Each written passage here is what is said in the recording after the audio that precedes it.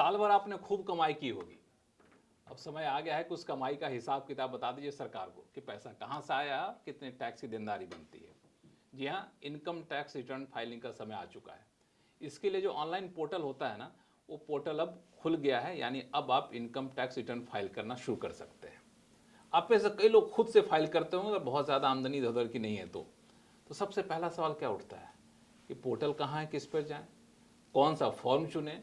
ये एक बहुत ही बुनियादी सवाल होता है। अभी गौरी हमारे साथ हैं। गौरी जानी मानी टैक्स एक्सपर्ट है, चार्टर्ड अकाउंटेंट है और सैकड़ों लोगों को सलाह देती हैं रिटर्न फाइलिंग को लेकर, टैक्स बचाने को लिहाज से। लेकिन आज टैक्स बचाने पर नहीं, उनसे पूछूंगा रिटर्न फाइलिंग को लेकर के। गौरी, सबसे पहला सवाल, रिटर्न फाइल करना हो तो कौन से पोर्टल पर जाएं? incometax.gov.in करके एक पोर्टल है और काफ़ी यूज़र फ्रेंडली ये पोर्टल है। इसमें आप देखेंगे आपको सारी इन्फॉर्मेशन भी मिलेगी, आपको एक चैटबॉट मिलेगा जो आपकी सारी प्रॉब्लम्स भी सॉल्व करेगा। अरे तो फिर सीए क्या करेंगे तब?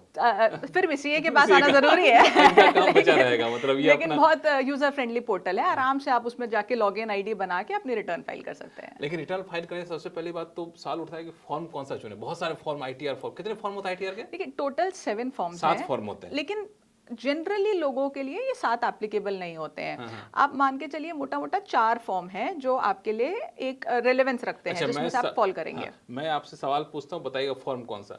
मेरी आमदनी सिर्फ और सिर्फ सैलरी से है और कहीं से आमदनी नहीं है, तो हम क्या चुनें? अगर आपकी 50 लाख से नीचे की सैलरी है तो आप ITR 1 फाइल करेंगे और ये बहुत ही सिंपल फॉर्म है, इसको हम सहज कहते हैं। इसको आईटीआर 1? बिल्कुल बिल्कुल, सहज ITR फॉर्म। 1 जिसमें 50 लाख से नीचे की इनकम है। और आपने कहा सिर्फ सैलरी है, मैं इसमें 2 चीजें और जोड़ दूं, आपकी हाउस प्रॉपर्टी से भी इनकम है, 1 हाउस प्रॉपर्टी, और इस साल से तो 2 हाउस प्रॉपर्टी भी आप क्लेम कर सकते हैं। कोई छोटी मोटी इंटरेस्ट की इनकम है वो भी ले सकते हैं। और थोड़ा सा और आसान करने के लिए 1.25 लाख तक का अगर कैपिटल गेन हुआ है लॉन्ग टर्म इक्विटी से, वो भी आप इसमें डाल दीजिए, तब भी आप ITR 1 में ही फॉल करेंगे। तो आईटीआर 1 50 लाख से कम सैलरी हो, आपके पास 1 या 2 घर से रेंटल इनकम हो रहा हो, 1.25 लाख रुपए तक का आपका कैपिटल गेन्स टैक्स बन रहा हो शेयर बेचने से या फिर सोना बेचने से, तो आपको शेयर बेचने से 1.25 का जो एग्जेम्पशन की हम बात करते हैं कि 1.25 का कुछ टैक्स नहीं बनता, वो आप यहाँ पे दिखा सकते हैं। तो आप आईटीआर 1 फाइल कर सकते हैं। मैं आपको बताऊंगा नहीं मेरी सैलरी कितनी है, मैं कौन सा फॉर्म भरने वाला हूँ। अच्छा, मान लिया किसी की सैलरी 50 लाख से ज्यादा है, तब क्या करें? तो आप ITR 1 से बाहर हो जाते हैं। तब आपको ITR 2 या 3 पे जाना होता है।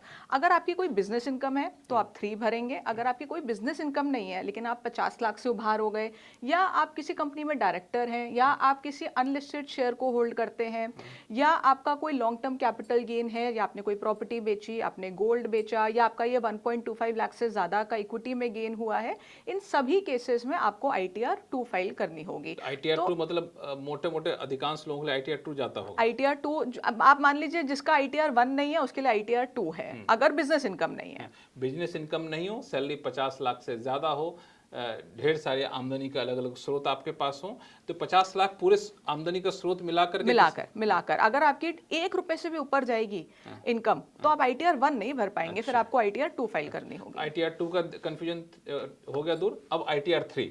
तो अब सबसे पहले मैं आपको इसमें ये एक चीज ऐड कर देती हूँ, ITR 1 और 2 की जो ड्यू डेट है वो है 31 जुलाई की। अच्छा। और ये पहला साल होगा जब आप अपनी बिजनेस वाली इनकम की जो रिटर्न्स है उसको 31 अगस्त तक भरेंगे। तो आपके 1 महीना एक्स्ट्रा दिया गया है। तो अगर आपकी कोई बिजनेस इनकम है तो आपको ITR 3 फाइल करनी है, जिसमें पूरा प्रॉफिट एंड लॉस अकाउंट बनता है, बैलेंस शीट बनती है, और इसी के साथ साथ आप इसमें अपनी जो आपकी लॉन्ग टर्म कैपिटल गेन है, शॉर्ट टर्म कैपिटल गेन है, जो मैंने डायरेक्टरशिप की बात की, या 50 लाख से ज्यादा की इनकम है, या आपको 2 से ज्यादा प्रॉपर्टी से रेंटल आता है, ये सब आप इसमें इंक्लूड कर सकते हैं। ये बहुत बड़ा फॉर्म है, बहुत लंबा फॉर्म है, इसमें सारी डिटेल्स आ जाएंगी। तो अगर आपकी बिजनेस इनकम है और आप उसके अलावा कहीं से भी कमा रहे हैं तो आप इसको फाइल करेंगे। तो बिजनेस इनकम का मतलब क्या हुआ? मान लिया हमने कोई दुकान ले रखी है, वहां से किराया आ रहा है, तो उसको बिजनेस इनकम कहेंगे? नहीं, किराया हमेशा आपका हाउस प्रॉपर्टी में आएगा, रेंटल, कमर्शियल प्रॉपर्टी कोई भी किसी भी तरह का किराया बिजनेस इनकम नहीं। अच्छा, मान लिया हमने शेयर खरीदे बेचे, उससे आमदनी, वो भी बिजनेस इनकम नहीं माना जाएगा? नॉर्मली नहीं, शेयर खरीदे बेचे आपकी इन्वेस्टमेंट होती है, लेकिन अगर आपका बिजनेस ही शेयर खरीदने बेचने का, यानी कि आप ब्रोकर हैं, आप बहुत ज्यादा खरीद बेच कर रहे हैं, बहुत बड़े अमाउंट की कर रहे हैं, तो वो फिर आप बिजनेस इनकम में मानेंगे। तो ITR 1 हो गया, ITR 2 हो गया, ITR 3 होगा, ITR 4 भी ITR 4 मुझे ऐसा लगता है सबसे इंटरेस्टिंग फॉर्म है। अच्छा। ज्यादातर लोग ITR 4 के पास जाना चाहते हैं क्योंकि ITR 4 थोड़ा सिंपल है। अच्छा। लेकिन इसमें बहुत कम लोग आ सकते हैं। इसमें सिर्फ या तो वो लोग आ सकते हैं जिनकी जो टर्नओवर है बिजनेस का वो 2 करोड़ से कम है, या प्रोफेशनल्स जैसे कि चार्टर्ड अकाउंटेंट, लॉयर्स या डॉक्टर्स, इंजीनियर्स, आर्किटेक्ट्स, ये सब इस फॉर्म में आ सकते हैं। इसमें टर्नओवर 2 करोड़ से कम होना चाहिए। बिजनेस के लिए 2 करोड़ से कम और प्रोफेशनल्स के लिए 75 लाख से कम। अच्छा। अब इसमें ये फॉर्म क्यों इंटरेस्टिंग है, क्योंकि इसमें आपको प्रॉफिट एंड लॉस अकाउंट नहीं बनाना पड़ता, आपको अपनी बुक्स ऑफ अकाउंट्स नहीं मेंटेन करनी होती, तो थोड़ी आसानी से ये लोग फॉर्म भर पाते हैं। हालांकि इस साल से इसमें भी कुछ बदलाव हैं। क्लियर कर दिया गया है कि जो मिनिमम स्पेसिफाइड अमाउंट है आपको वो नहीं देना, जो एक्चुअल आपने कमाया है उसको डिक्लेयर करिए और उसके ऊपर रिटर्न अपना टैक्स आप दीजिए। फॉर्म बहुत सिंपल है, छोटा फॉर्म है, लेकिन यहाँ पे भी अगर आप कैपिटल गेन है आपका, या आपके पास आपका कोई अनलिस्टेड शेयर होल्डर आप हैं या डायरेक्टरशिप, तो फिर आपको 3 भरना पड़ेगा, फिर आप 4 में नहीं आ पाएंगे। लेकिन मान लिया कोई डॉक्टर है, इंजीनियर है और आमदनी 75 लाख रुपए से कम का सालाना है, तो ITR 4 आप भर सकते हैं इजीली। और इसमें सबसे अच्छी बात यह है कि देखिए ये 4 फॉर्म हैं जो यूजुअली लोगों के लिए रेलेवेंट हैं। इसके आगे के ITR 5 कंपनी के लिए हो गया, 5, 6, 7 ट्रस्ट कंपनी, AOPs इनके लिए हो गया, ये ज़्यादा रेलेवेंट हमारे व्यूअर्स के लिए नहीं है। लेकिन अब इसमें बात यह है कि जब आप रिटर्न भरने जाएंगे तो आप खुद कैसे सिलेक्ट करेंगे, थोड़ा कंफ्यूजिंग है। हो सकता है एक साल आपके लिए ITR 1 एप्लीकेबल हो, दूसरे साल आपके लिए दूसरा फॉर्म एप्लीकेबल हो। तो इसीलिए अब गवर्नमेंट ने जो आपका जो IT पोर्टल बनाया है उसको इतना यूजर फ्रेंडली बनाया है कि जैसे जैसे आप अपनी रिटर्न में डालेंगे अपनी इनकम, वो ऑटोमेटिकली आपका फॉर्म भी चूज करने लगेगा, प्रोवाइडेड आप अपनी डिटेल्स सही डाल रहे हैं, वो फॉर्म अपने आप पिक कर लेगा। तो आप कोई अगर जानकारी अपनी मिस नहीं करते तो कोई दिक्कत आपको नहीं होगी। तो कोई टेंशन यहाँ पे नहीं। अच्छा, CA भी ITR फाइल करते हैं?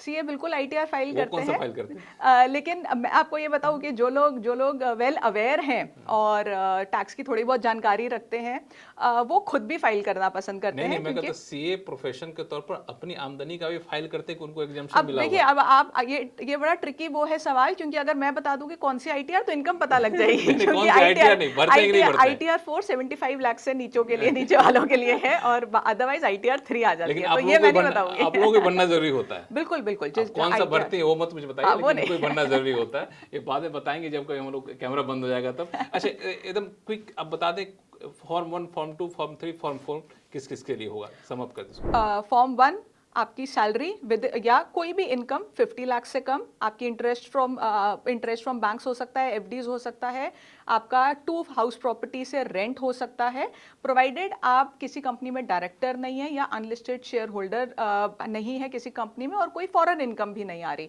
तो आप ITR 1 भरेंगे, जो बहुत ही इजी फॉर्म है।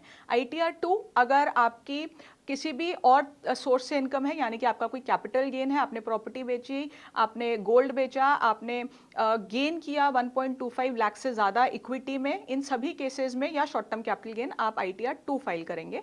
अगर आपकी कोई बिजनेस इनकम है तो आपको ITR 3 फाइल करनी होगी, या 4। अगर आप 4 करते हैं तो आपको बुक्स ऑफ अकाउंट्स नहीं मेंटेन करनी होती, लेकिन आपका जो टर्नओवर है वो आपका विद इन प्रिस्क्राइब्ड लिमिट होना चाहिए, यानी कि 2 से 3 करोड़ के जो लिमिट्स हैं उसमें कुछ डिफरेंट कैटेगरीज हैं, उसमें अगर आप विद इन फॉल करते हैं बिजनेस के लिए, और 75 लाख प्रोफेशनल्स के लिए आप ITR 4 भर सकते हैं। अगर आप अपना बुक्स ऑफ अकाउंट्स मेंटेन करते हैं तो आपको ITR 3 फाइल करना होगा। और ITR 4 के बाद जो आता है ना, उनके पास CA खुद होते हैं, इसलिए लोग खुद ही समझदार हैं, वीडियो देखने की जरूरत शायद उनको पड़े भी ना। बिल्कुल, ये आपने सही कहा। तो चलिए, अब कोई दिक्कत है नहीं, कहीं कोई कंफ्यूजन है नहीं ITR फाइल करने में, और शुरू हो जाइए, रिटर्न फाइल करना शुरू कर दीजिए।